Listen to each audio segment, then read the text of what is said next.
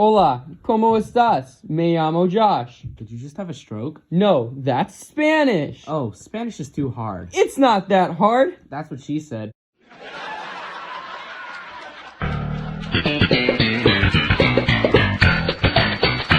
Here, try this.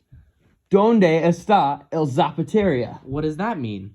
It means, where's the shoe store? ¿Dónde está el zapateria? Excellent pronunciation. ¿Qué hora es? ¿Qué hora es?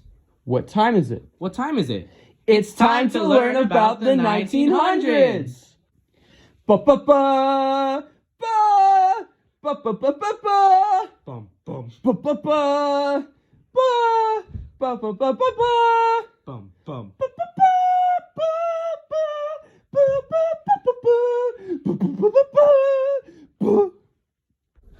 The podcast will start off with problems that happened in Russia, Japan, China, and Mexico at the beginning of the 1900s. Then, we will go through the similar causes of these places and why they happened. First, there was Russia with Bloody Sunday in 1905. What were the causes and outcomes of Bloody Sunday? Bloody Sunday started as a peaceful protest from steelworkers trying to get more fair work rights, but they were gunned down by soldiers and when their leader wasn't there. The outcome of Bloody Sunday triggered many strikes and terrorism acts. Oh no! The first thing that they speak of is the struggles that they go through every single day and how they would rather die than work in those horrible environments. So they asked the Tsar to get rid of the factory inspectors, set wages, and freedom for those who are injured from their work. Then there was the Japan-Russo War in 1905. What were the causes and outcomes of this war? The Russo-Japan War was between the Russians and the Japanese and was provoked by strategic issues, international context, and personal factors. The modernization of the two empires caused inevitable military collision. This war hurt the Japanese pride because they didn't get anything out of their victory. The Russians felt humiliated with their loss. They felt weaker compared to other empires. The Russian people rioted, which later resulted in Russia's new parliament. And then there was the Mexican Revolution in 1910. Who were the main actors in this revolution? What was the result? A result of the Mexican Revolution was 1 to 2 million deaths.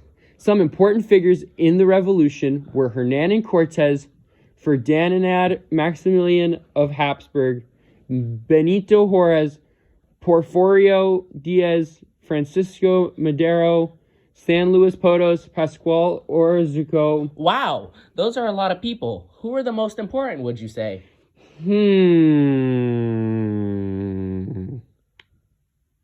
Probably Francisco Pancho Villa from the northern Mexico and Emiliano Zapata from the south.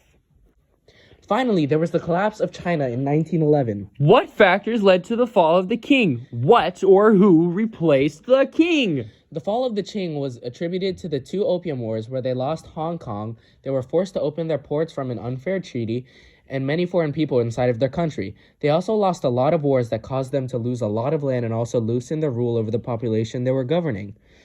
Kang Youwei and Liang Qichao started to propose the idea of a monarch government, and the constitutional monarchy replaced, and the first ruler was Yuan Shikai.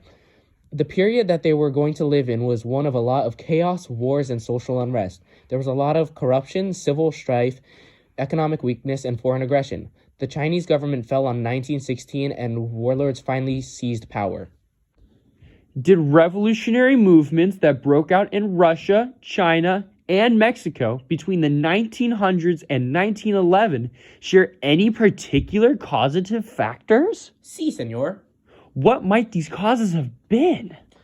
The causes that were very similar in Russia, China, and Mexico were that there was a lot of industrialization and modernization, and that caused a lot of problems within society because they were trying to industrialize and modernize too fast, putting strain on the society. This was recorded in front of a live broadcast audience.